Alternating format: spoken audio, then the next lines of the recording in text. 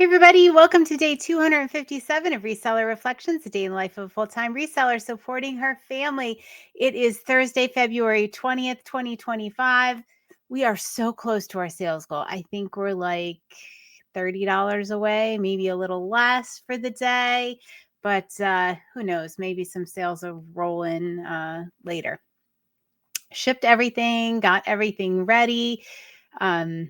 Postman came late today, so yeah, so that was good. I have a little shipping thing I need to chat about, but maybe I'll save that for our next Wednesday live. I just have to remember that because it's not good.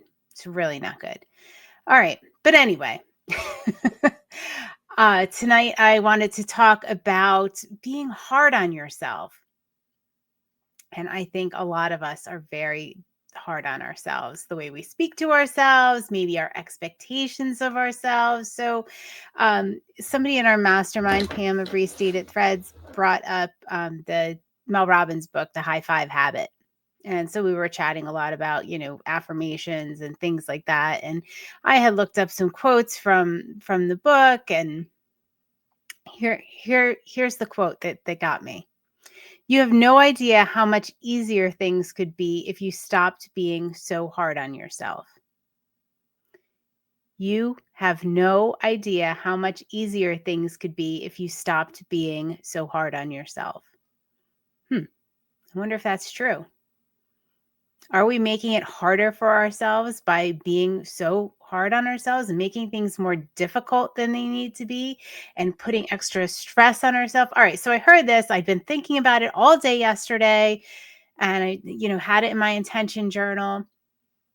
And this morning I was listening to a podcast, the Jay Shetty podcast, and On Purpose it's called. And he was interviewing somebody. It was about finances and things like that. It was a really great podcast. I'm going to send it to my kids. And maybe I'll link it up here. I'm not sure if it is released on YouTube, but I'll link it up. It's great it's a really cool perspective, really unique perspective and authentic perspective from a gentleman at the NYU Business School, Stern School of Business. And he's talking about kids in their 20s, right? And the challenges they face, and younger people, and kind of how they need to approach the world. And so that's why I have two children. Well, my son just turned 20. So I have two kids that are in their 20s now. And so I'm going to send that to them. But anyway, all right.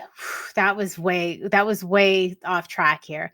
What I wanted to say was you find what you're looking for. So I'm listening to this podcast on a totally different subject. And he's talking about end of life and the studies they were doing at NYU, and the number one thing that people said, we always hear, like, the number one thing was always, I wish I didn't work so hard. I wish I spent more time with my family, kind of thing. But the new study says that what people say on their deathbed is that they wish they weren't so hard on themselves. What? All right. Yes, you find what you're looking for. And I was definitely looking for some validation that we are too hard on ourselves, that it is not the right thing, that we need to find ways to push ourselves in healthier ways. But so this is a topic I'm going to be kind of diving into. Over the next couple of days, I've been thinking about, and I've found a lot of sneaky thoughts because today I kind of needed to push myself a little bit.